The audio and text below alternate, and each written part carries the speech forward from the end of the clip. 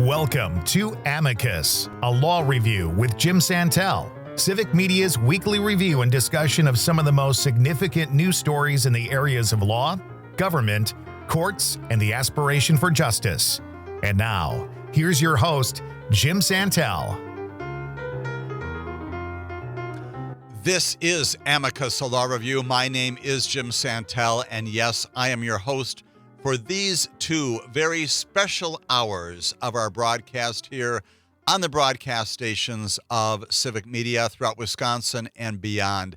Delighted, honored to have you with me again for this special Sunday afternoon edition of our show. The reason why we're doing this, as you well know, based upon the fact that you're already a part of our presentation, our program today, is because we're focusing upon the United States Supreme Court. Just this past week, the United States Supreme Court issuing 10 major decisions, basically 9 different issues. Important for us to understand what those are all about, significant to appreciate what the Supreme Court has said, what it hasn't said in these major areas. And so we are following up with our broadcast yesterday on Saturday, June 29th, in which we began our movement, our course through 10 different decisions, 9 different topics, 10 different decisions issued by our Supreme Court in just this past week. Because of our focus upon the importance of these cases, including 5 more cases that we're going to talk about this afternoon in this special edition of Amicus, a law review, for just these 2 broadcast periods, we're going to ask you to do something special. Max and I are asking you, Max, my great producer here at Civic Media, the two of us are going to ask you to do something special to ensure that we capture your questions, your inquiries, and your comments about all of the content that we're offering to you this weekend. And that is either send to us an email, send to us a text, drop in the Civic Media app your question, your comment, or even do it the old-fashioned way. Write it down on a piece of paper. And when we get together again next weekend for the next regular broadcast of Amicus, a law review, we will be entertaining and spending a lot of time on your questions, your inquiries about all of this content. Want to make certain that you've got an opportunity to engage with me and with each other, candidly, on these important issues of our time because of the significance and the content chock full of meaning. We're not doing that yesterday and not doing that again today, but hoping that you will retain those questions and comments so that we can digest them and respond to them in future sessions of our broadcast here on Civic Media. We know well that this coming Monday, tomorrow, the United States Supreme Court, in its final public appearance of this term, is going to be announcing at least 2 more major decisions. One of them has to do with social media. We talked yesterday about the significance of a decision in which the Supreme Court, again, addressing the interaction between government and social media, said that there's nothing wrong, nothing unconstitutional, nothing in violation of the First Amendment with government, the administration in particular, reaching out to news organizations, social media providers, and encouraging them, urging them to remove things that are in the nature of misinformation, things that are contrary to what we know to be true, things that are contrary to the best interests of the community when it comes to our health and security. The Supreme Court said, yes, that's okay. There's another course of focus on the social media issue, and that's going to be the decision coming up on Monday, having to do with whether or not state legislatures can dictate to media providers and social media platform providers in particular about the circumstances under which they remove content moderation from their panels. That issue also coming up for decision as soon as tomorrow, and we're going to be taking up the results of that next weekend in our next broadcast, along with the other major decision that's going to be issued tomorrow morning, and that is the major decision in immunity. The Supreme Court plainly waiting to the last day to issue that very significant decision about whether a president of the United States of America in the Oval Office has the capacity, the legal power to engage in criminal conduct. And if so, what are the limits of that? Are there any limits on that? The Supreme Court entertaining argument in late April on whether there are limits to what a president can do within the rule of law. And the Supreme Court will tell us that on Monday, tomorrow. Why is that important? Well, for two reasons. One, it plainly animates and provides direction for the pending criminal case against Donald Trump that's still there in the district court in the District of Columbia, alleging in 4 counts that he engaged in election interference in the 2020 election. That is still pending. And presumably after the decisions of this Supreme Court, Judge Tanya Chutkan will be able to resume her administration of that trial in her court. That's why that's important on one count. There's a second way which is also important, and that is it goes to the very understanding of our Constitution. Is a president above the law? Do the fundamental principles in the Federalist Papers and in the Constitution itself that envision checks and balances, that there are limits to the capacities of the branches of government to engage in behavior? What are those limits? That is an issue, a constitutional issue, an important issue that dictates in many ways what the future of our nation will be. And as I've indicated in the past, an awful lot of people surprised, including me, that the Supreme Court has even taken this issue up in the way that it has, assuming for 240 years that there is no such thing as a president who is above the law. Tomorrow, the United States Supreme Court will tell us whether or not that proposition is right, if it's wrong, and will presumably provide some direction to the lower court about the handling of that criminal case going forward, and some academic instruction about what the rule of law means in America. That necessarily leads into our first discussion, that is having to do with the other case involving January 6th and the so-called insurrectionists on the ground at the Capitol on January 6th in particular.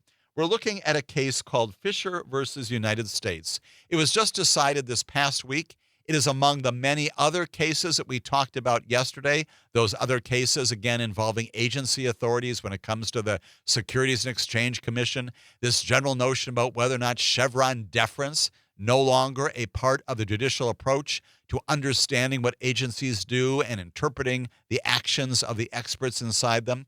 This air pollution case involving the authority of the administration to regulate pollutants that are moving across our nation, and also this other social media case, as I indicated, that focuses upon the interaction between the administration and social media providers. All of those a part of the recent docket. In these 2 hours going ahead, we're going to begin with the Fischer case, but then also talk about abortion. We're going to be talking about homelessness. We're going to be talking about bribes in the federal system. And we're also going to be talking about opioids when it comes to the decision by a bankruptcy judge to dismiss claims in the bankruptcy court in a Chapter 11 proceeding. All of that also the subject of Supreme Court cases. Let us begin with Fischer. Mr. Fischer in particular, one of the hundreds of defendants who have been charged by the U.S. Attorney's Office, the U.S. Department of Justice, for their involvement in the attack, the riot at the Capitol on January 6th. Mr. Fischer, at the lower court level, has challenged the very statute under which, in part, he has been prosecuted. And that particular statute, as we have talked before, is Section 1512. 1512 of Title 18. Title 18 is the general criminal code in the United States of America. And it's important, as we've talked before, to think about the circumstances of this case and understand exactly what the Supreme Court is doing, because it's wrestling with specific language in Section 1512. Section 1512C says this: whoever corruptly, and corruptly is an important word, corruptly alters, destroys, mutilates, or conceals a record or document or other object, or attempts to do so with the intent to impair the object's integrity or availability for use in an official proceeding, or, and there's a second section, this is important, otherwise obstructs, influences, or impedes any official proceeding or attempts to do so, is in violation of the federal law. That's what the statute says, and that's the language with which the Supreme Court wrestled to disposition just this past week. And the Supreme Court, in the end, finding that to prove a violation of this subsection of 1512, the government must establish that the defendant impaired the availability or integrity for use in an official proceeding of records or documents or objects or other things that were used in that official proceeding or attempted to do so. You might think, well, gee, isn't that just a recitation of the statute itself? And the answer is yes, it is in part a recitation of that. But it is also an affirmation that is a rejection of the theory, the position articulated, taken by the government in prosecuting Mr. Fischer and others under this statute, that they could go beyond that they don't have to prove that there are particular documents, that there are particular records or objects or things that you can hold in your hand that also have to be a part of this prosecution. The Supreme Court rejecting the theory under which Mr. Fischer and many others were in fact prosecuted in these cases. A major case interpreting, once again, this federal statute. The Supreme Court finding in the end that this position articulated by the Supreme Court, by the Department of Justice to the Supreme Court cannot hold.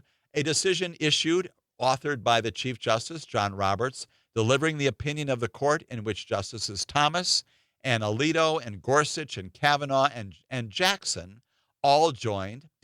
Justice Jackson also filed a concurring opinion, also very interesting. And we do get a dissent. There are justices who also dissented in this case. Their names are Amy Coney Barrett and Sonia Sotomayor and Elena Kagan. An interesting grouping of justices. You've got Ketanji Brown Jackson joining the so-called conservatives, and you've got Amy Coney Barrett joining the so-called liberals, opposing what the majority has said here and finding that the government should, in fact, have been permitted to go ahead with this particular case. Now, what do we know about the underlying facts and all of this? Well, some basic statistics here. About 1,430 people have been charged in the attack on the Capitol.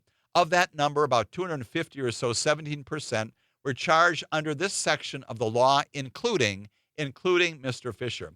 In the wake of this ruling, we're not certain now about the fate of about 52 people convicted only under this particular law. Mr. Fischer is not among those. There are also other charges against Mr. Fischer and many other people that will keep these cases afloat regardless of what the courts do with this. When we come back, we're going to talk more about the implications of what the Supreme Court did and did not do here on Amicus, a law review.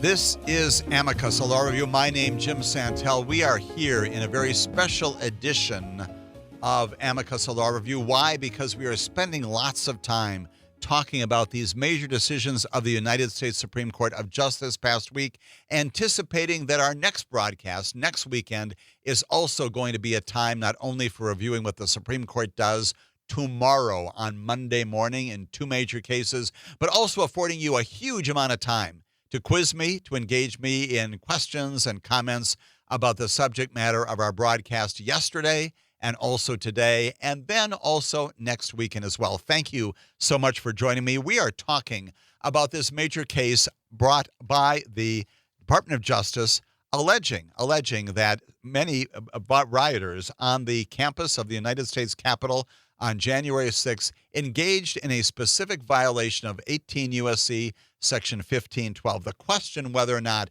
that particular statute does in fact apply to them. The court, in a major decision authored by the Chief Justice, said that the law can be applied only to cases that concern some variety of evidence impairment, like tampering with documents. And the reason why that's significant is that, of course, virtually none of the rioters in that day, including Mr. Fischer, actually tampered with documents. Some of them may have touched them when they've gone into the offices of some of the representatives and some of the other officials there. But the federal prosecutors, again, in those cases, alleged all kinds of other things. And that included, of course, many cases involving other types of violent behavior. And one of the other reasons why all of these cases, including Fischer, is so important is because the other charges not brought under this particular statute, those remain. And those continue to be a part of the convictions or the sentencings or the pretrial proceedings that go ahead. That includes Mr. Fischer. Mr. Fischer himself, beyond charges under Section 1512, also charged under 6 other counts in the federal criminal code. The implications for this, again, are significant. We know that of the about 1,400 people that have been charged, about of that number, 250 or so, 17%, charged under this particular statute, 52 of them only under this particular statute. And so the United States Attorney's Office, Department of Justice, is going to have to wrestle with what one does with that. Undeniably, with respect to those cases, the cases need necessarily be charged, recharged, or otherwise addressed in some way back in the federal court. But there are other arguable implications for this particular statute, which we will talk more about. And that is that in the discrete, separate case, the separate criminal prosecution against Donald Trump not named, he's not a party in the Fischer case at all, but in that case, Section 1512 is also invoked. And so the question will be whether or not the Supreme Court's opinion as to Mr. Fischer and the language in which they describe the limitations on using Section 1512 apply to Donald Trump or not. And prosecutors, of course, have accused Donald Trump of doing almost exactly what the statute does in fact contemplate, tampering with documents, among other things, through his plot to create false states of electors, claiming that he won in states that President Biden actually won. That's one of the things that Jack Smith has alleged. He has also described in pretrial proceedings, he's way ahead of this, other circumstances under which in the present charges against Donald Trump, regardless of how you interpret the Section 1512 broadly or in a narrow way, the case against Donald Trump survives. And indeed, the allegations in those 4 counts describe things not on the campus of the Capitol that day, but other things that can in fact involve documents and items of particular things you can hold in your hand that the statute itself prohibits. And so it is unclear whether or not Section 1512 will prohibit the government from going ahead against Donald Trump. It most certainly will be a subject for review by the trial court judge, Tanya Chutkan, when she gets all of this back in front of her, but unclear at best about whether or not it eliminates the capacity of the government to prosecute Donald Trump going forward. What we do know again, is that the majority in the Fischer case did say again that in determining the scope of this, all sorts of reasons why it is that it has to be narrowly described, and the vacation and the remanding of the matter back to the district court based upon that result. We also know that in addition to delivering what is a very large, and again, commending to your reading this opinion of the majority of the court to you, an opinion that includes about 16 pages or so, finding in the end that Section 1512 requires that the government establish that there was this impairment of the integrity, the use of an official proceeding through records or documents or objects, as the statute plainly contemplates. We also then have this very significant 2 other developments, actually. One of them is Justice Ketanji Brown Jackson concurring separately in the result, joining the conservatives in saying that, yes, indeed, the statute does not apply here and cannot apply here. Also commend to your reading her concurrence in this. And she says that one goal in interpreting any statute should be giving effect to the intent of Congress. And she talks a lot about that purpose in her concurring opinion. Of no less importance, again, is the dissenting opinion. The dissenting opinion that is authored by Justice Amy Coney Barrett.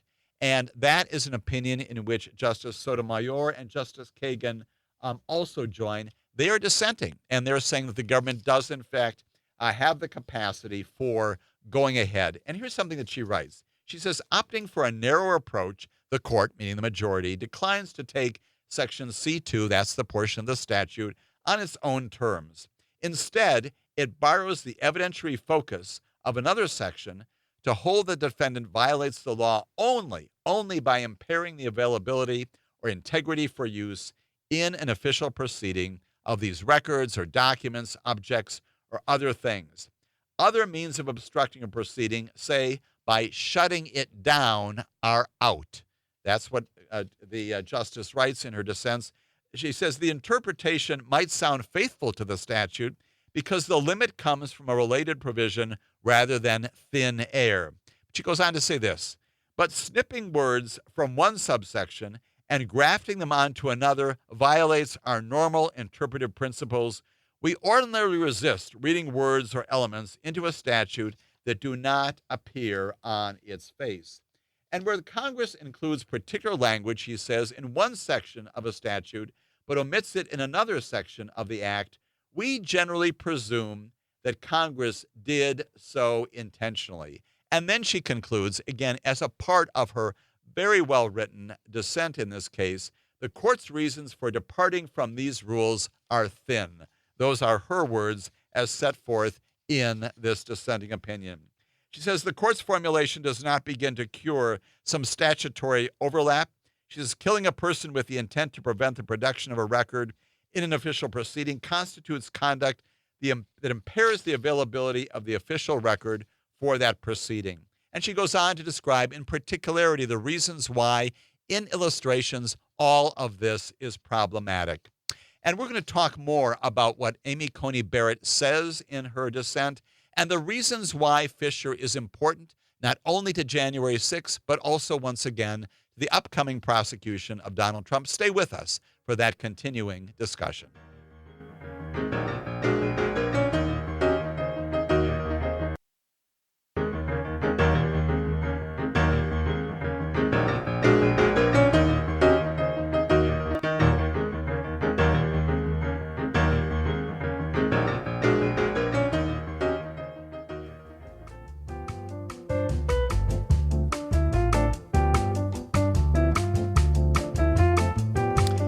This is James Santelle. I am your host on this edition of Amicus, a law review, a special edition on this Sunday afternoon, reviewing, analyzing, and engaging in discussion of these major cases issued by our United States Supreme Court just this past week. Continuing that discussion now, focusing upon this Fischer case, which does indeed derive from prosecutions of Mr. Fischer for his involvement in some of the violent activity on the campus of the Capitol on January 6th, and that of others as well. Plainly a case that will necessarily require that the U.S. Attorney's Office in the District of Columbia, a section, a unit, if you will, of the Department of Justice, address Fischer to resolve these cases in which some defendants are exclusively charged under this statute. Many others, including Mr. Fischer, also charged under other statutes, and therefore prosecutions, convictions on those statutes would remain.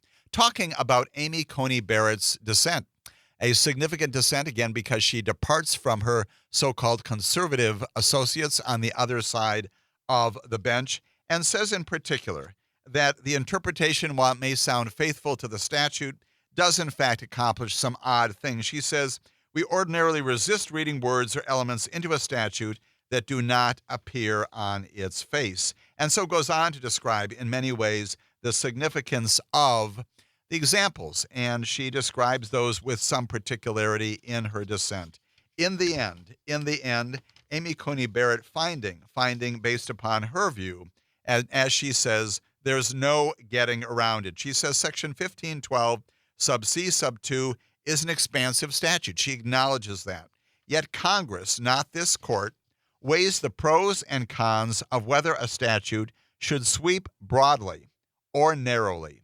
Once Congress, she says, has set the outer boundaries of liability, the executive branch has the discretion, in this case meaning Jack Smith, the U.S. Department of Justice, the U.S. Attorney's Office, has the discretion to select particular cases to prosecute within those boundaries. By atextually narrowing the section, the court has failed to respect the prerogatives of the political branches. That's Amy Coney Barrett speaking, again, joined by two of her colleagues. And for that reason, she says, I respectfully dissent. Now, it is significant, again, that the Chief Justice, in writing for the majority, takes that on. And he, in his opinion, describes, in fact, that there are other reasons why, in his view, the statute should be narrowly interpreted. He says that the surrounding words in the statute, which I read previously, suggest that we should not give this otherwise provision the broadest possible meaning. He goes on to say, although the government's all-encompassing interpretation may be literally permissible, it defies the most plausible understanding of why these subsections are conjoined, meaning the two sections are brought together. And it renders, he says, an unnerving amount of statutory text mere surplusage, meaning it's there for no particular reason.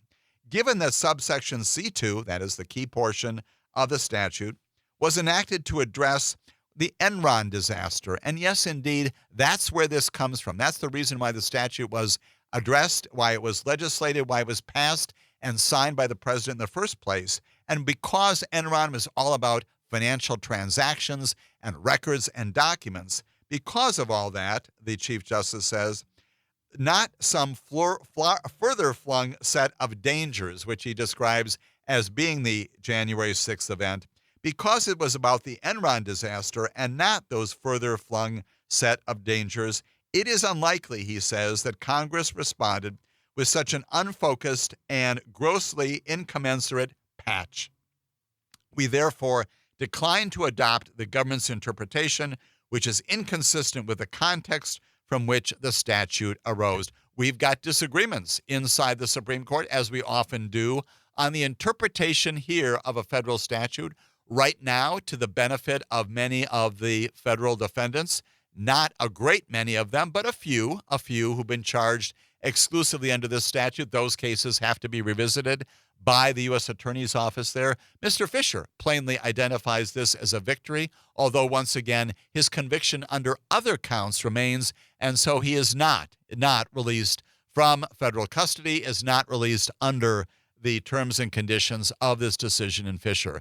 Again, the significance of it, not only for many, more than a few defendants on the campus of the Capitol on January 6th, but also for Donald Trump.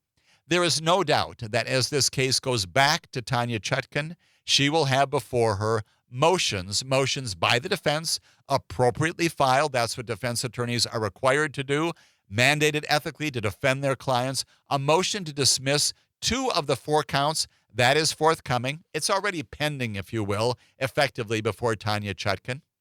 But this case will be resurrected again in front of her, and she will then have to resolve whether in the wake of this decision, following this decision, that anything has changed, and whether she decides to agree with the government that there are interpretations of the statute that are in fact applicable to the conduct of Donald Trump in particular, that separate him out, that his circumstances, the facts in the indictment against him, are very different from the facts with which the Supreme Court was wrestling in Fischer.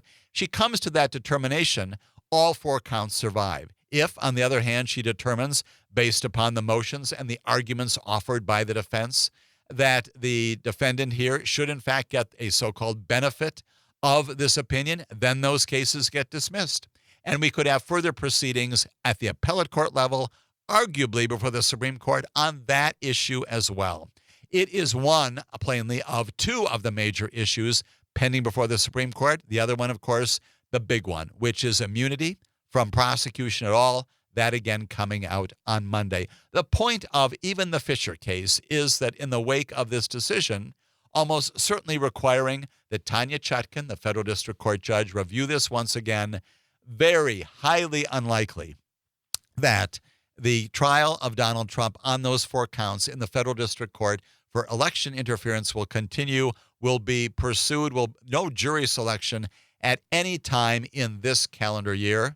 A lot of things for Tanya Chutkan to do, going to consume months, arguably even years before all of this is resolved finally by appellate courts. But this past week, the court limiting the applicability of Section 1512, not just for the January 6th defendants, but for anybody else who may be prosecuted by the government. The government now obliged by virtue of this opinion to tailor future indictments presented for consideration by a grand jury to the specific language, the more limiting, the narrow view of Section 1512, a big case in terms of interpretation of a federal statute out there. We'll look forward to see what Tanya Chutkan does with this down the road in the months ahead. There are other cases, plainly, that the Supreme Court also issued just this past week. Let us continue with our march through those cases. A significant abortion case. We recall well that it was 2 years ago this month, on June 24th of 2022, that a majority of the Supreme Court tried unsuccessfully to wash its hands, if you will, of the abortion issue, finding for the first time in about 49, 50 years that the United States Constitution does not have inside it, not implicit there, a privacy right to abortion. And as Justice Alito wrote in the majority opinion, sending all this back to the states where it should be, the elected representatives he spoke about in that majority opinion, obviously the subject of great dissents on the other side. That remains the law of the land. That case, of course, Dobbs overruling Roe versus Wade. Well, the Supreme Court again anticipating that perhaps now this issue, the abortion issue, not in front of it. We know that that was not the case. We know that earlier in this term, just a few days and weeks ago, the Supreme Court addressed another abortion-related case in finding that those people who were attacking the use and the distribution and the prescription of mifepristone, this abortion drug, those people did not have standing to bring the case in the first place. So in that other abortion case involving the use of this drug, mifepristone remains legal and accessible under the FDA prior authorizations of it. This is the second case involving abortion. It involves the state of Idaho. And the question is whether or not the Federal Emergency Medical Treatment and Labor Act requires hospitals to provide stabilizing treatment even in the state of Idaho in cases where pregnant women need health emergency attention and stabilizing treatment for their lives and livelihoods. The state of Idaho has a Defense of Life Act that prohibits virtually all abortions and so poses a seeming legal conflict with that federal rule. This case is Moyle versus United States of America, the second major abortion case before the Supreme Court 2 years after the case involving Dobbs. Majority of the justices voted to dismiss the case, reinstating a lower court ruling that had paused Idaho's near-total abortion ban. Following all this, the ruling mirrored a version inadvertently posted a day earlier. And yes, indeed, this is the case in which a day before the official announcement of this case, probably through some electronic or some human error, this case was posted and then very quickly withdrawn. Now we have the official decision on Thursday of the Supreme Court saying that it would dismiss a case about emergency abortions happening in the state of Idaho, temporarily clearing then the way for women in that state to receive an abortion when their health is at risk. Significantly, the one-sentence unsigned decision in this case, Moyle versus United States, declared that the case had been improvidently granted. That's the legal phrase, that's the judicial language that says we made a mistake. We should not have taken this case in the first place. We should not have granted certiorari to get the case from the lower court, meaning the majority of justices had changed their minds about the need to resolve this case as it now goes forward. It reinstates, as I said, a lower court ruling that had in fact stopped or halted Idaho's near-total ban on abortion and permitted emergency abortions at hospitals if they're needed, to protect the health of the mother while this case makes its way through the court. The decision, once again, does not rule on the substance of the case, but it did, in fact, basically parallel that earlier release, inappropriately done. Chief Justice John Roberts announced the court's decision from the bench, as is the custom for unsigned opinions. Ketanji Brown Jackson, who in part disagreed with the court's decision and asserted the justices should have addressed the case of the merits, also read her dissent from the bench. That kind of move is rare and it signals profound disagreement. And again, all of these cases resurrecting, if you will, once again, abortion in the abortion issue before the United States Supreme Court. First time that it has grappled with this kind of thing, a statewide restriction on abortion, as those are popping up now throughout the United States of America. And again, this is significant because of the resurgence of this particular issue and the fact that the Supreme Court here says that there is nothing more that they can do now, needs to go forward at the lower court level. The so-called liberal justices, along with Justices Amy Coney Barrett, Brett Kavanaugh, and John Roberts, all wrote or joined in some concurring opinions on this.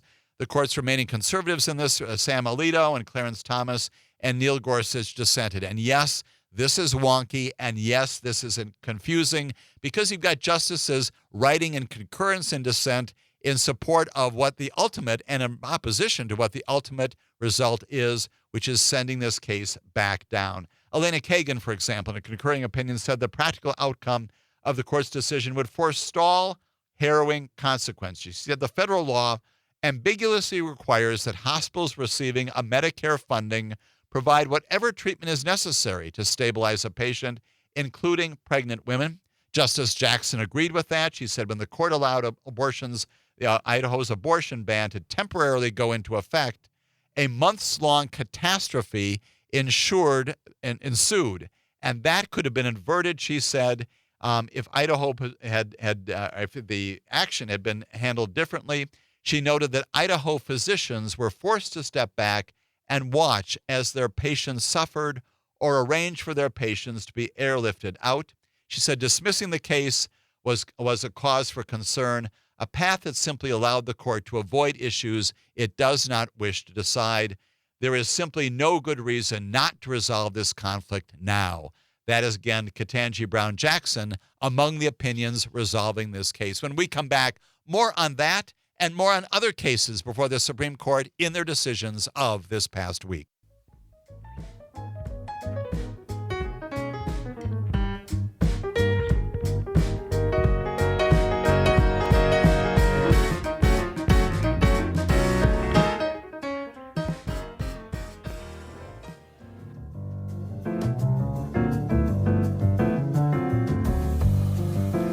This is the final segment of this, our first hour of this very special edition of Amicus, a Law Review on this Sunday afternoon. As a result of the decisions and the largesse and the support of the management of Civic Media, coming to you twice in one weekend, yesterday and also today, talking about these 9 or 10 cases pending before the Supreme Court, major decisions resolving issues in our life and our livelihood here in America, talking not only about this Fischer case and the decision by a majority of the Supreme Court over a strong objection, a strong dissent authored by Amy Coney Barrett, the Chief Justice telling us that the statute should be narrowly interpreted and rejecting the notion advanced by the prosecution that the statute should be broadly interpreted. Supreme Court, other courts do this kind of thing all the time, telling us what the law means. Here, in fact, they prescribe a more narrow interpretation, these cases now going forward, as will others presumably down the road, based upon that articulation of what the statute means and what it doesn't mean. Now talking about this abortion case,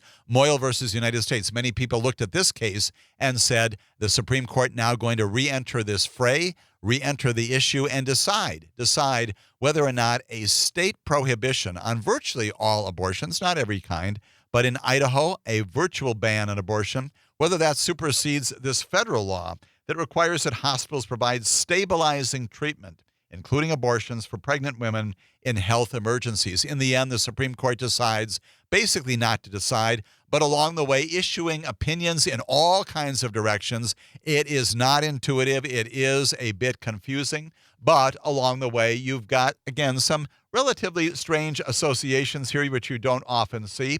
Just talked before about the decision and the opinion and the writing of Ketanji Brown Jackson saying that the Supreme Court that this is a cause for concern, dismissing the case in particular, that this simply allows the court to avoid issues that it does not wish to decide. She would take this on. And she says no good reason not to resolve the conflict. Now let's go at it, she says. And interesting again that Justice Alito sides with Justice Jackson in saying that the court should, in fact, have heard this case on the merits. Let's talk about abortion. Let's figure out which one of these applies, the state law or the federal law. But he comes to the opposite conclusion as to her. He says the abortion ban applied to to emergency room care. The Idaho statute here does in fact supersede the federal law. To the contrary, he adds, the federal law requires hospitals receiving Medicare, which is the federal connection here, Medicare funding, and this is his language, to treat, not abort, an unborn child. And that important language there, because he does introduce that concept into this discussion about the statutes that are at play here. He expresses regret that the court lacked the desire to wrestle with this polarizing issue, and it goes on to say that that question is as ripe for decision as it will ever be, this according to Justice Alito. Apparently, the court has simply lost the will to decide the easy but emotional and highly politicized question that the case presents. All of that coming from this opinion written by Justice Alito. Justice Barrett, again, joined by Chief Justice Roberts and Justice Kavanaugh, appeared to chart something of kind of a middle ground. She writes, the case should play out for now in the lower courts. We granted this review improvidently. We took this on too soon. A more complete picture of the facts could, in fact, emerge. The parameters of the Ohio law had significantly changed, she wrote, twice since the lawsuit began. And she added that the parties' positions had rendered the scope of this dispute unclear, at best, all the more reason. Again, the upshot of all of this back and forth, all the disagreements about posturing here, mean that the Supreme Court does not decide the case in the end, sends it back down, improvidently granted, and waits for another day when this issue could, in fact, resurface. The upshot of both this case and the mifepristone case is just that. Supreme Court not wrestling with ultimate decisions here, although plainly inviting back in the very discussion that animates these two decisions, both mifepristone and, again, the Idaho case, having to do with the dispute, if you will, between the federal law and the state law, not resolved as a result of what the Supreme Court has done just this past week. Let's move to a criminal area, and let's return to our own circuit here. This is the Seventh Circuit, United States Court of Appeals. As you well know from this broadcast and other shows on civic media, the Seventh Circuit comprised of the states of Wisconsin and Illinois and Indiana. And if you are unsatisfied with a civil or criminal result in any of the federal district courts, in any of those trial courts, in any of those three states, what do?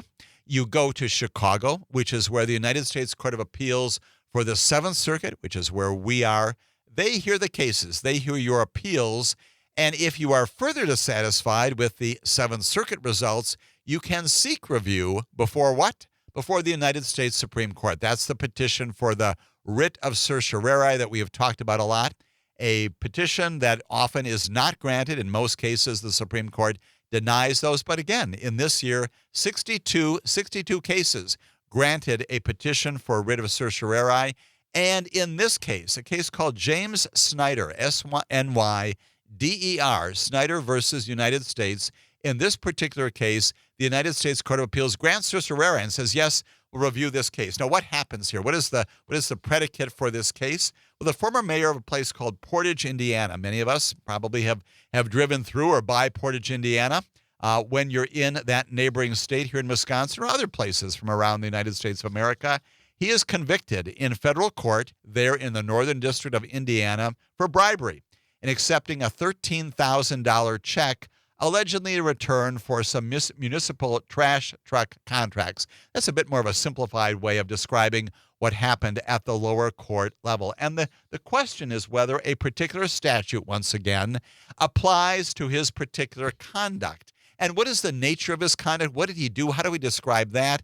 And what does this particular statute prohibit in the federal code? We've got the same kind of issue as we had in Fischer. Here again, the court wrestling with what in this particular situation is federal statute number, yes, unfortunate, 666, 18 U.S.C. 666. The Supreme Court writing in the end that this statute prescribes and prohibits bribes to state and local officials, but does not make it a crime for those officials to accept gratuities for their past acts. That's what the Supreme Court resolves in this case. When we come back, as we review this case further, we'll talk more about what the Seventh Circuit did and about why this case, too, is important as the Supreme Court tells us more about what the criminal law in America means in 2024 and beyond.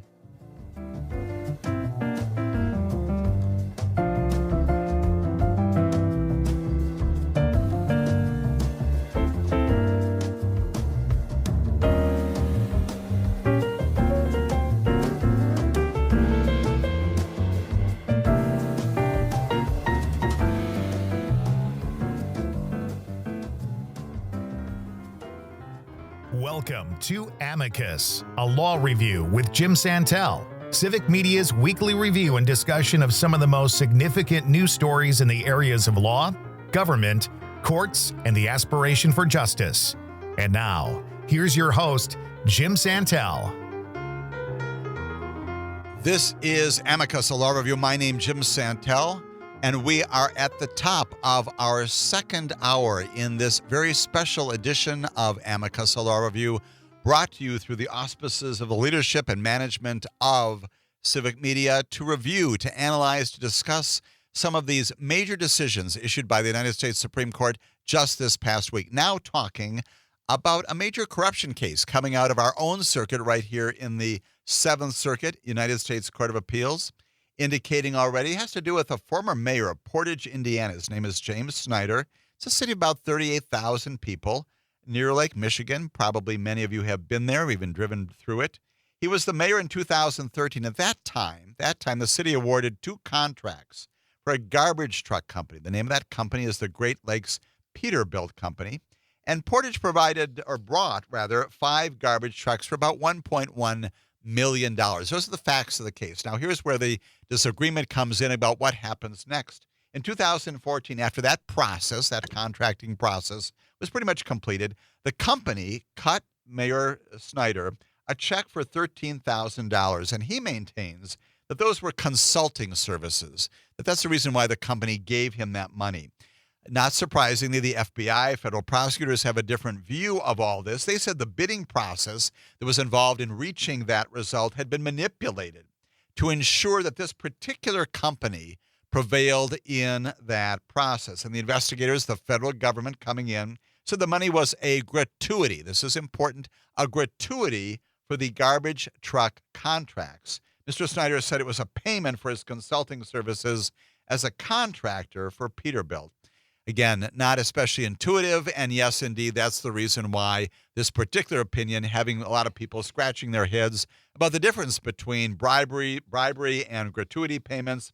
Jury convicted the former mayor, Mr. Snyder, of accepting an illegal gratuity, and a federal judge sentenced him to more than 1 year in prison. All this happening again in the district court, the Northern District of Indiana, on appeal to the Court of Appeals in Chicago, the Seventh Circuit.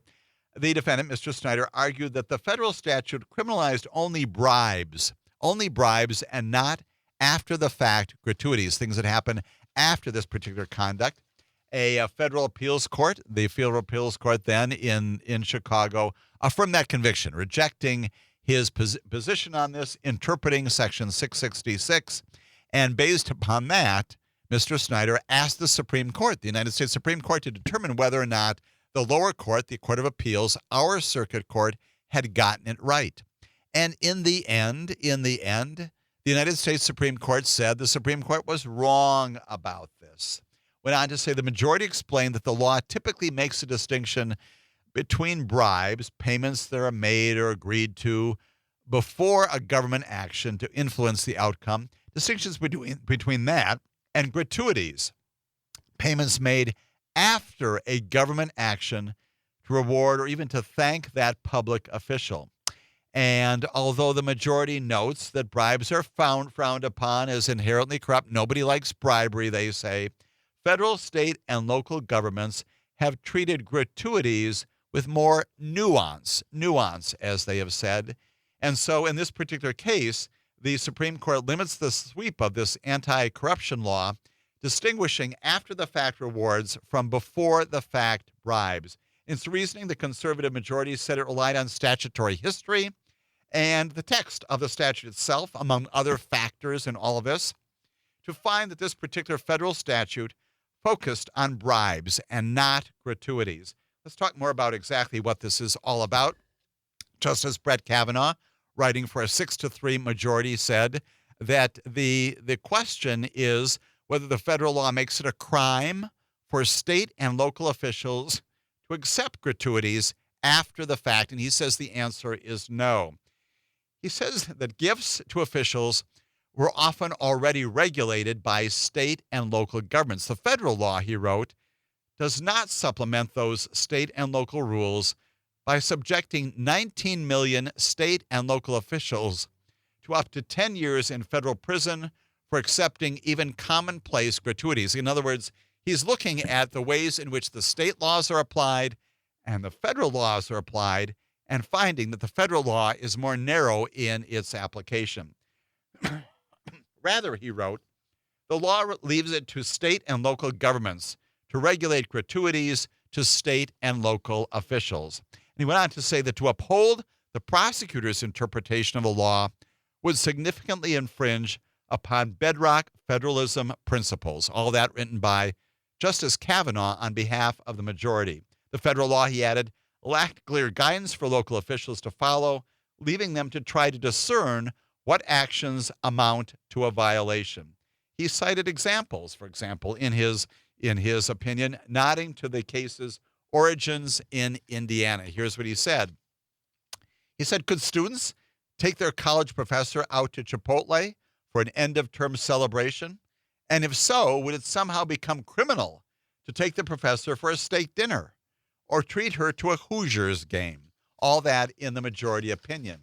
He went on to say that while American law generally treats bribes as inherently corrupt and unlawful, gratuities, those are another matter, he writes. Some can be problematic, where others can be commonplace and might be innocuous. He listed some examples. He said a family tipping their mail carrier, parents sending a gift basket to thank their child's teacher at the end of the school year, a college dean, for example, giving a sweatshirt to a city council member who speaks at an event.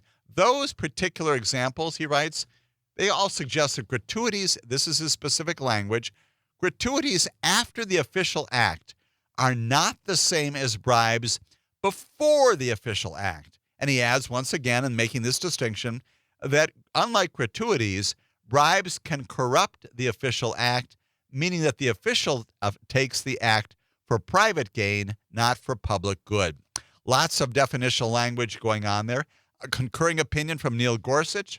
He writes the decision reflected an age-old understanding that when, as he said, any fair reader of the statute would be left with a reasonable doubt as to whether the law applied to the defendant's actions, the court, the Supreme Court here, has to err on the side of the person charged with the crime.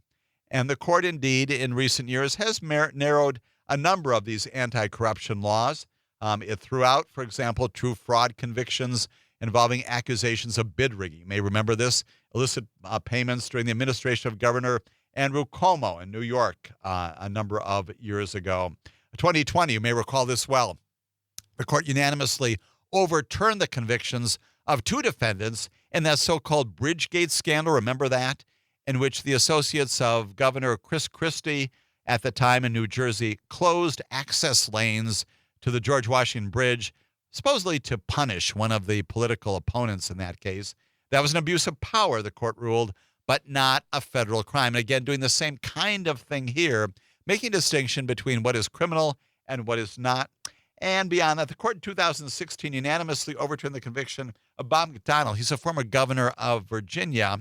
He had accepted luxury products, loans, and vacations from a business executive.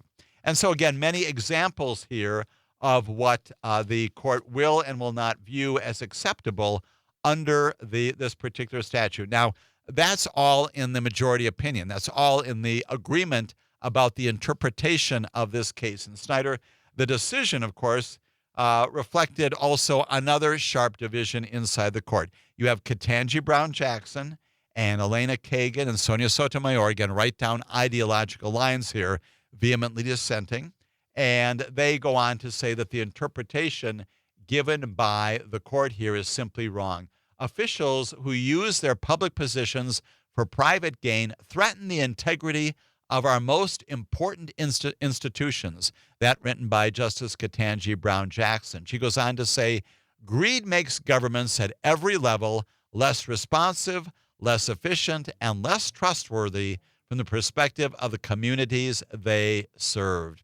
And in what appears to me to be something of a dig, a kind of an attack at the court's other side that resolving this case in the other direction, Justice Jackson added the defendant in this case offered an absurd and atextual reading of the statute that she said only today's court could love. Only today's court could love what this particular defendant is selling. She plainly is not at all convinced by what the majority says in its particular case. Now, the other reason why this case is getting a lot of attention, in addition to being kind of a local case from here in the Seventh Circuit going up to the Supreme Court telling the Seventh Circuit that they're wrong in their interpretation, is because this whole issue of gratuities and things that are received by officials in the public domain also raise the same kinds of concerns that we have seen recently inside the Supreme Court itself.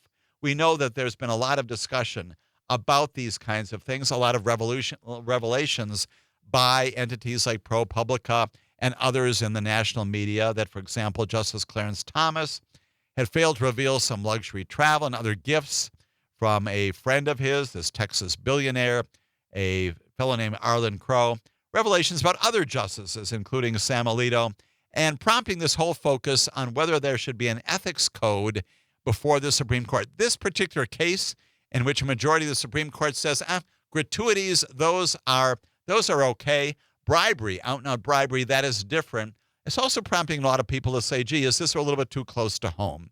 Are the Supreme Court justices in the majority, unlike those in the minority, are they in fact going down this road because of their own concerns about internal criticism in the public domain? No one indicating here that there is criminal conduct by members of the Supreme Court, but this entire issue about gifts, receipts of gratuities, things given to you in the public sector, from the public sector, in the public sector, also looming large inside this decision in Snyder versus United States, decided on June 26, 2024. Justices Kavanaugh, Roberts, Thomas, Alito, Gorsuch, and Barrett all deciding in favor of the defendant, and again indicating that the statute itself misinterpreted by the Seventh Circuit, misinterpreted by the prosecutors there, Jackson, Sotomayor, and Kagan, all saying just the opposite. That did not happen here. Another important case, understanding statutory interpretation coming out of our Supreme Court just this past term.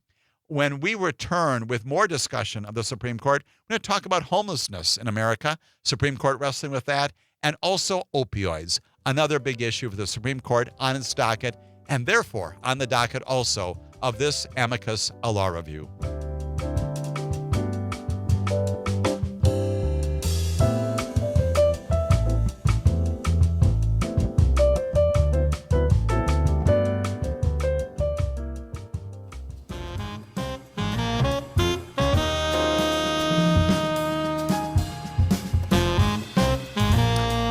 This is Amicus, a law review. We are continuing our discussion on this special edition of our broadcast of all things Supreme Court, all things related to decisions issued by the 9 members of our highest court in our land, the United States Supreme Court, coming out here in June of 2024. A couple of final opinions coming out tomorrow on July 1, probably the last day of decisions. A couple of big things happening tomorrow in social media, also having to do with immunity, as you know well. In this special Sunday afternoon broadcast of our show, talking about this Fischer case, the case in which the Supreme Court says that the government had misinterpreted, misunderstood the mechanisms for charging at least Mr. Fischer and arguably others under the federal code. Another case involving Snyder, likewise coming to the same result, different statute, different criminal provision, also indicating that the Seventh Circuit and the lower court prosecutors in that venue had misunderstood a corruption statute there. Supreme Court again deciding, as John Roberts has said in this other matter, Loper Bright Enterprises, indicating once again that it is exclusively the power and the prerogative of the Supreme Court to tell us what the law is. And indeed, that is what they are doing in these cases. Also then talking about this abortion case in which the Supreme Court decides that it had basically made a mistake in deciding the case or bringing the case on as soon as it did, reserving perhaps for another day whether or not the particular Idaho statute that does a virtual ban on abortions is in fact superseded by a federal law. All of those things coming out of the Supreme Court just this past week. We've got at least two more cases also to discuss on this Sunday afternoon. Thank you so much for joining me in our continuing review of all things Supreme Court. Let us talk about opioids. Let's talk about the reason why the Supreme Court is now weighing in on an opioid case resolution. How do we get into this? Let's go back and do a little bit of history about the opioid crisis and epidemic in America.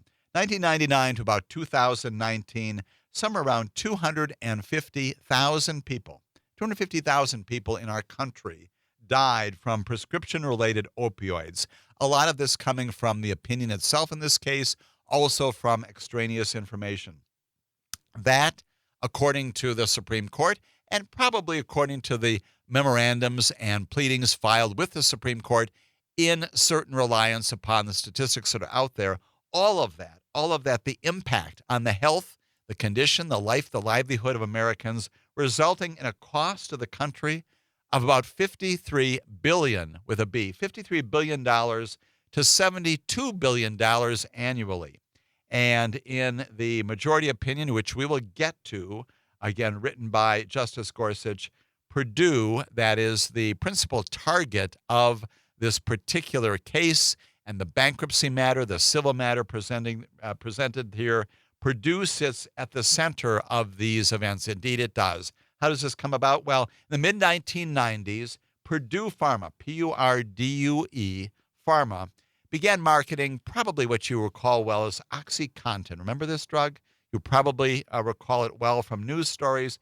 Maybe even your own family has been affected by what happened in the midst of this opioid crisis.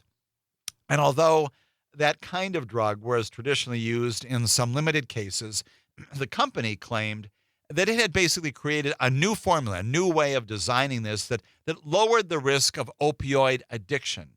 And it opened the drug to a much wider array of patients. A lot of this, again, in the public domain, a lot of this in allegations brought by claimants, families, others affected by what this particular company did, and in particular, the Sackler family, right? You recall this as well. This is the family that basically the chief operating officers and the movers and shakers behind Purdue Pharma. The drug success, the success of OxyContin, this opioid drug, basically catapulted, if you will, the Sacklers into the position where they're among the wealthiest of Americans out there.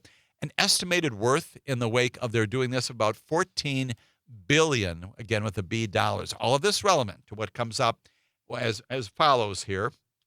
It established them plainly as a major player in American economics, also major donors. You know this well, too, to museums and medical schools and academic institutions as this played out.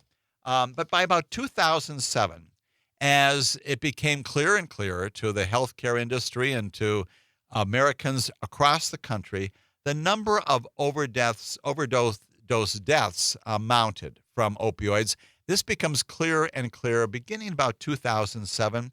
And three of Purdue's top executives at that time are pleading guilty to federal criminal charges, again, unrelated to this particular bankruptcy case, but related factually to it. They plead guilty to federal criminal charges, and the company is also fined more than $600 million for misleading the regulators and doctors and patients about what they had said previously, as I just recited, the drug's potential for abuse, limiting the sense to which this particular drug does in fact pose a risk of serious addiction. So the first opioid lawsuits were filed against Purdue Pharma about 2014 or so, and they unleashed a real flood. It can only be described as a flood of litigation, and further intensified the scrutiny on the Sacklers, and Purdue Pharma on their role in creating this opioid crisis in America. And so, finally, in the wake of all that, there's huge amounts of money, the fines imposed, and the other exposure out there potentially by the Sacklers and the Purdue family. 2019, Purdue Pharma files for bankruptcy restructuring. It's called Chapter 11. It is routinely accessible to companies who are seeking restructuring, not complete dismantlement, but restructuring. And it ultimately paused all of these lawsuits against the Sackler family and Purdue Pharma in particular. And the numbers, according to most reporting at the time, about 400 of the claims against the family. That decision by the bankruptcy court was controversial from the start.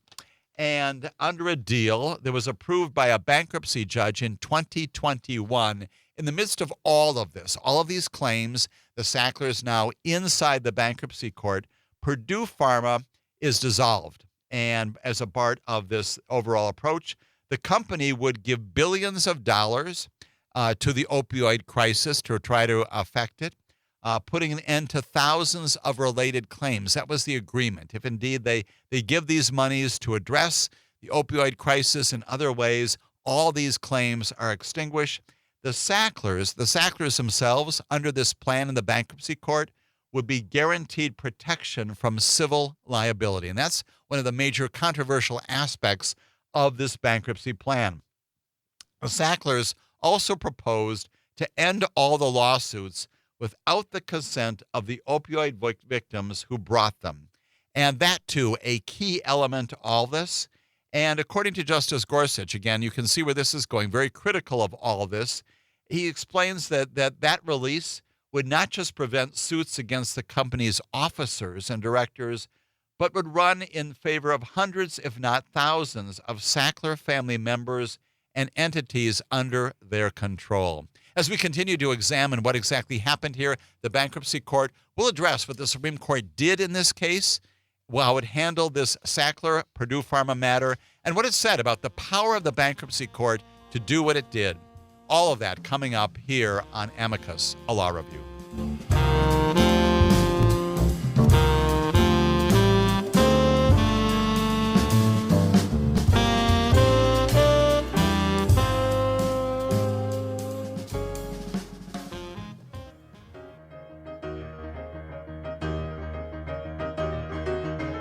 Here on Amicus, a Law Review, we are continuing in this very special edition of our broadcast to talk about the United States Bankruptcy Court and what it did and did not do in connection with the opioid crisis, talking in great detail about not only the nature of the crisis, but what the nature of the plan was to resolve all of this inside the bankruptcy court, which is, of course, an entity of the federal courts that established by the Constitution of the United States of America, that bankruptcy is a matter exclusively to the federal courts in our system.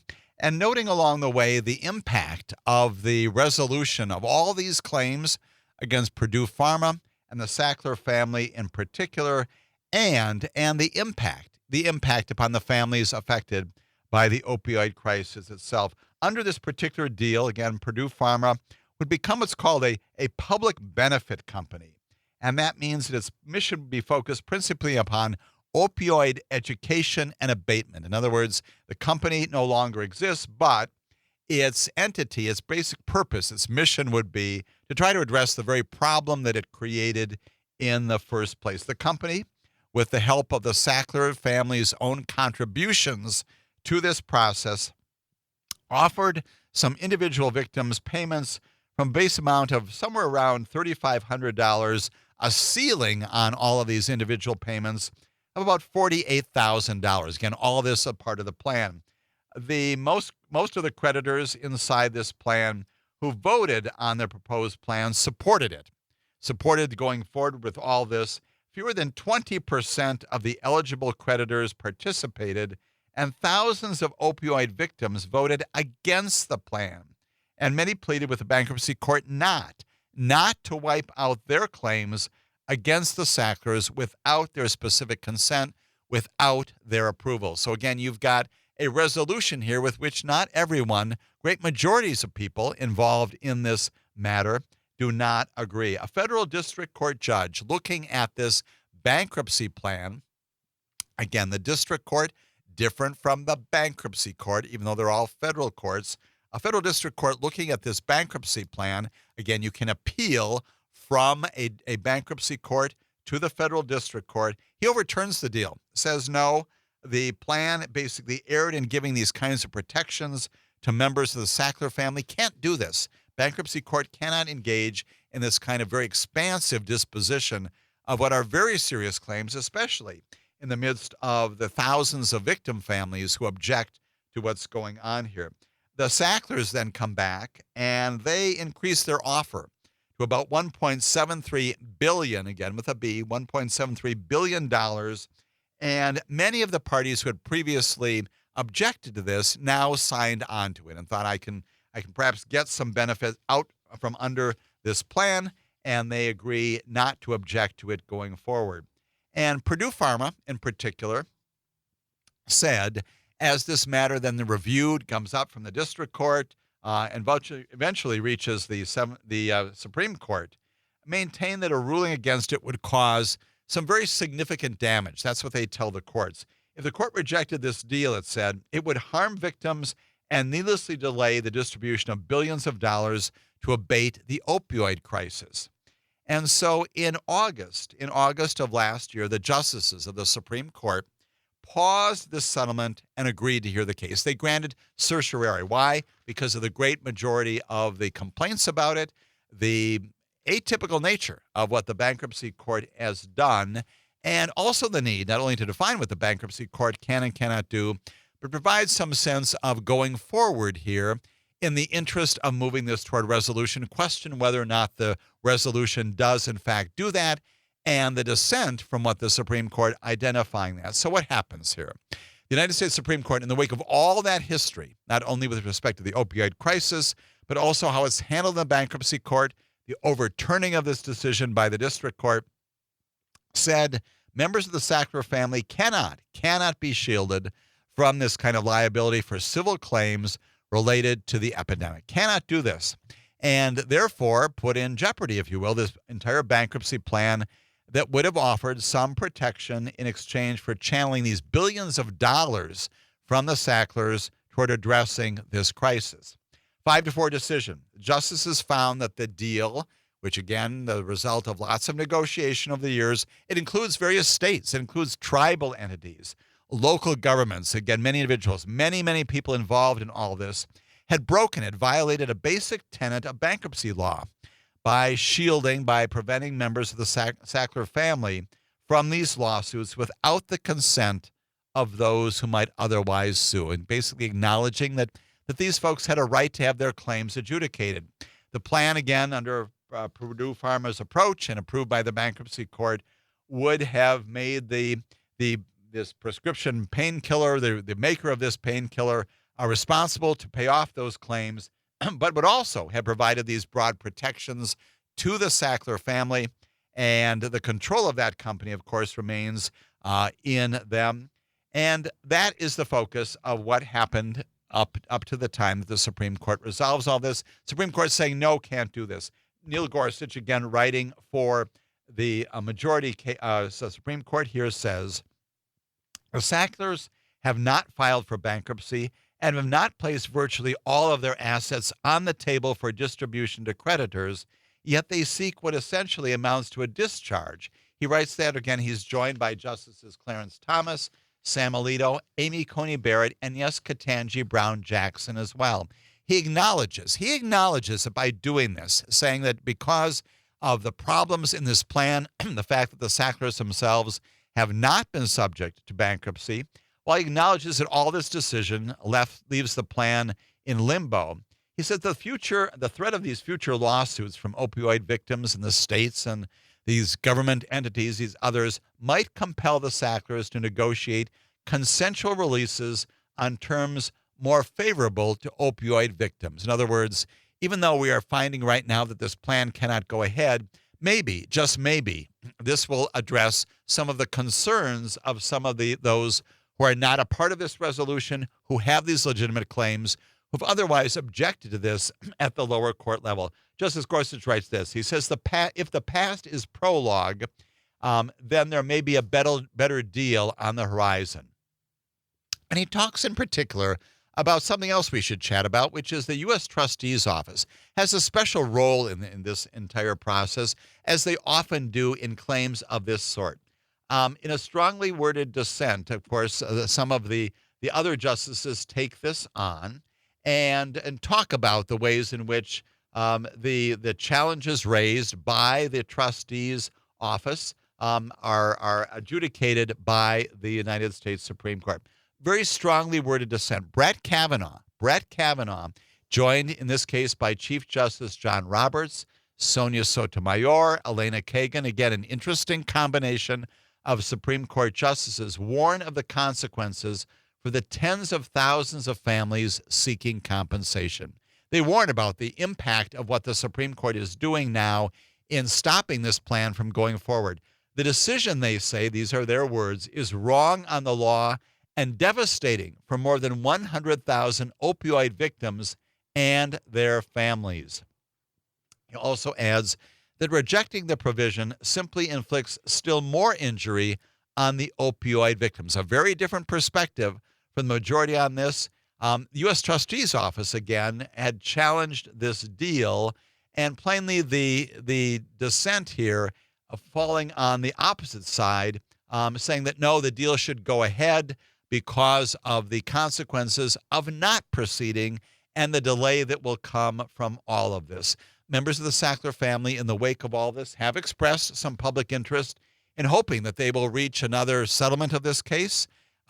They were concerned that there may be some costly and chaotic legal proceedings yet ahead, those words in courtrooms across the country, but remain committed, apparently, to some resolution of this.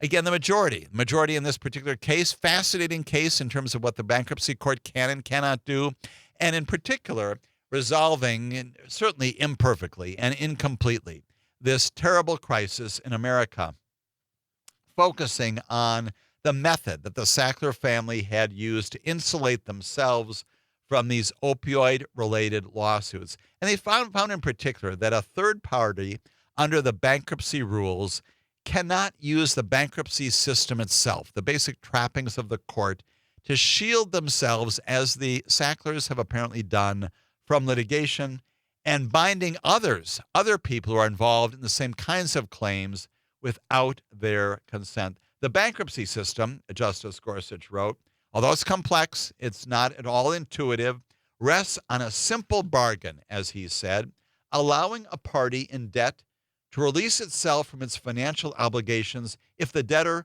proceeds with honesty and places virtually all of its assets on the table for its creditors. Purdue Pharma filed for bankruptcy protection after this opioid crisis. The Sacklers had not.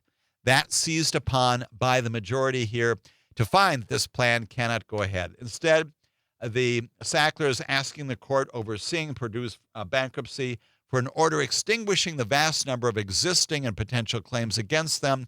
That approach, the majority said, writing Justice Gorsuch on behalf of that majority, allowed the Sacklers to win relief without securing the consent of those affected or placing anything approaching their total assets on the table for their creditors. Unfair, basically, he says.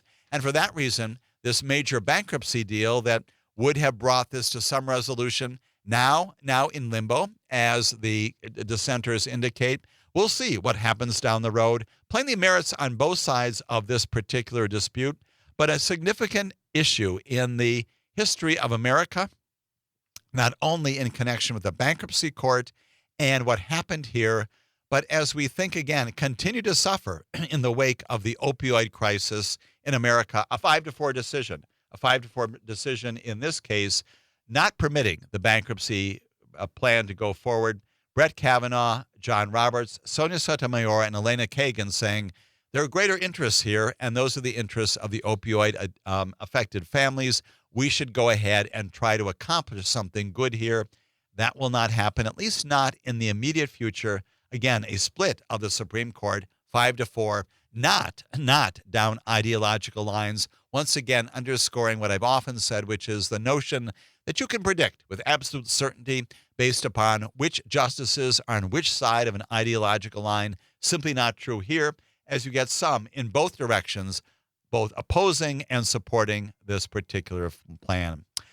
Let's talk now about yet another issue important to America and out there in our general understanding about how we engage with other people, and particular the homeless populations, not just in the state of Oregon, but around the country, including right here in the state of Wisconsin. Lots of we're about to discuss has implications for localities throughout our nation. The Supreme Court on Friday upholding an Oregon city's laws that were aimed at preventing homeless residents from sleeping outdoors, and saying that those particular ordinances and the enforcement of them did not violate the Constitution's prohibition on cruel and unusual punishment. And yes, if you're identifying that language, you know that comes from the Eighth Amendment to the Constitution. We've got a claim by homeless populations, and in particular, a small number of the homeless residents in this place, this small city in Oregon, known as Grants Pass, Oregon, claiming that the Eighth Amendment is violated by virtue of the local ordinance enforcement that requires that they not be sleeping outdoors and doing other things when they do not have other places to go. And that's a very critical portion of understanding what the Supreme Court did in this case involving Grants Pass, Oregon. A rule of 6-3 split. Again, this one on ideological lines. Justice Neil Gorsuch, again writing the majority and indicating that the municipality here can indeed enforce these ordinances and can indeed require that populations of homeless people there in Grants Pass and presumably other places around the nation can in fact be penalized for sleeping and camping in these public places, sidewalks, streets, and parks. More on this important homeless case as Amicus, a law review, continues in this special edition.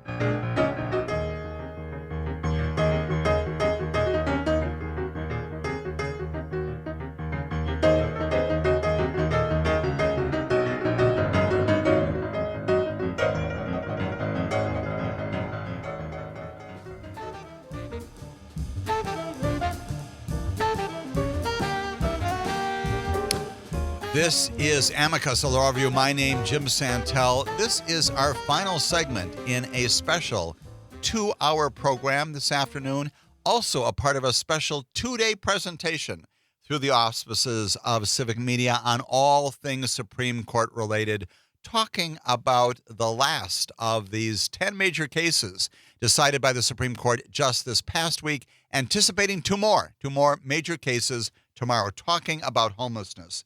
Dispute arises again from this place called Grants Pass. It had about 40,000 people in southern Oregon.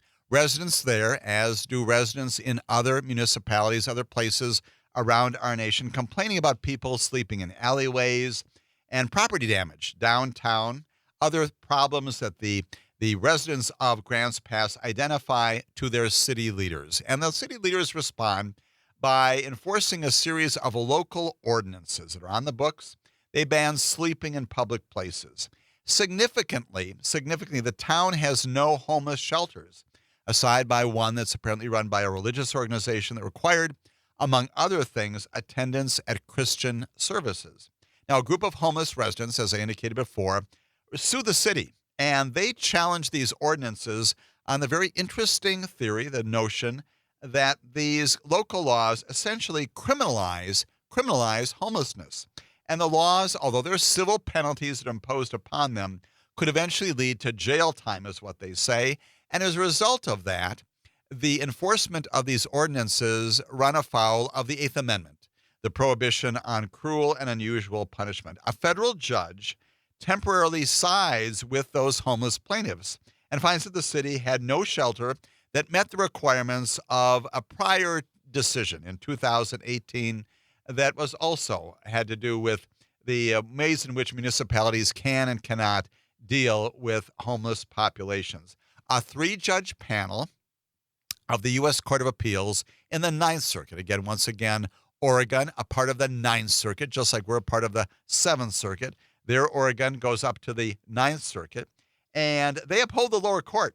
The city now appeals and again asks the Supreme Court. The Supreme Court takes this case on, and as a result of its review of this case, upholds the decision by the Oregon City municipal leaders to enforce these ordinances and finds that there is no violation in enforcing these ordinances in addressing the homeless challenges there in Grants Pass.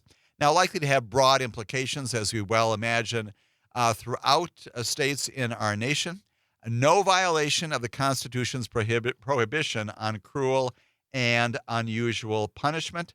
That again written by Justice Neil Gorsuch. We have a dissent. As we do. This one, again, right down ideological lines. And a dissent written by Sonia Sotomayor, joined by Elena Kagan, Ketanji Brown Jackson. She says that the decision would leave society's most vulnerable with fewer protections. This is exactly what she says. She has the laws which impose fines and potential jail time for people sleeping anywhere in public at any time, including in their cars, if they use as little as a blanket to keep warm or a rolled up shirt as a pillow, that all of that punished people for being homeless. She said that is unconscionable, and she said it's unconstitutional. She read her dissent from the bench, which again, as we indicated before, fairly rare, that signals her profound disagreement, presumably that of the other justices who likewise are opposed to what the Supreme Court has done in this particular case. In California alone, we know that there are about 170,000 people who are homeless. Nearly 1/3 of the country's population is homeless. There are 40,000 people, more of those who are homeless in the state than they were even 6 years ago. All of that in California. Tents and encampments are common in many parts of the state of California. Now, this is Oregon. It's not California, but it underscores the focus on the importance of this particular case in the remedies that local authorities, local officials can, and I would offer obliged to do in addressing the problem of homelessness in America. The dissent in this case signals its strong disagreement with the notion that local officials can, in fact, simply implement and enforce ordinances that move the homeless populations off to other places. Sonia Sotomayor also indicating in the course of her statements about this that living and breathing and doing the other things is basically a part of life. And she says that when these kinds of ordinances are enforced, as they are, not only violating the Constitution, but you're addressing and undermining basic human rights. That also a part of the dispute that continues even beyond what is happening here in this case called City of Grants Pass versus Johnson. And again, all of this a part of the Supreme Court's wrestling with issues that are significant to the matters in front of our nation. Chief Justice John Roberts appeared to encapsulate the views of at least his side of the perspective on this, suggesting the matter was an issue at best resolved by lawmakers and cities and states themselves. He says this. He says, why would you think that these 9 people are the best to judge and weigh those policy judgments? He is talking there about the United States Supreme Court. These 9 people, why would you think that we're the best able to judge and weigh those policy judgments? An interesting question to raise, maybe rhetorically, maybe beyond that, as Chief Justice Roberts and the other members of our Supreme Court, as I've indicated at the start of our 2 broadcast session this weekend, plainly involved in policy weighing and judgment determination in many, many other areas, important once again to our lives and our livelihoods here in the United States of America. All of this to indicate that our review of the Supreme Court, although concluded this weekend, continues next weekend. Why? Because we're going to be doing 2 things next weekend. We're going to be reviewing what the Supreme Court does tomorrow, Monday morning. Tune in for that. Immunity is on the docket. And social media is again on the docket. Two major decisions, actually three different cases, but two major decisions being issued by the Supreme Court. We're going to be talking about those. Here's the program note.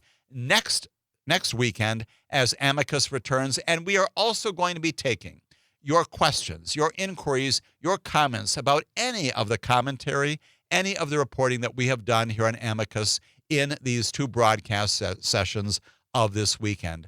I thank you for joining me. I thank you for joining Max and all of us concerned and focused on the issues being resolved by our United States Supreme Court at this time in our nation's history. Continue to monitor, continue to be focused, and continue to discuss the important role of the United States Supreme Court in the world and the nation of America in 2024. Have a good week, everyone. We will listen to you and hear you again next weekend. Take care.